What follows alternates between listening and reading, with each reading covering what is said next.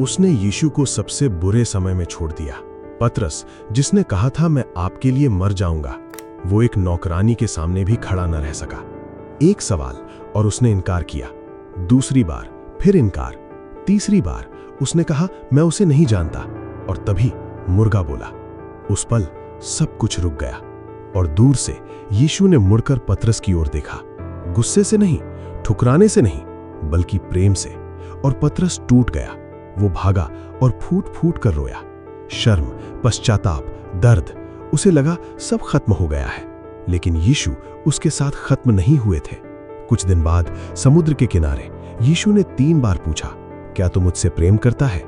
उसकी गलती याद दिलाने के लिए नहीं, बल्कि उसे फिर से उठाने के लिए। और वही पतरस जो गिरा था, शक्ति के साथ प्रचार करने लगा, तेरा अतीत तेरा अंत नहीं है, भगवान अभी भी तुझे बुला रहा है।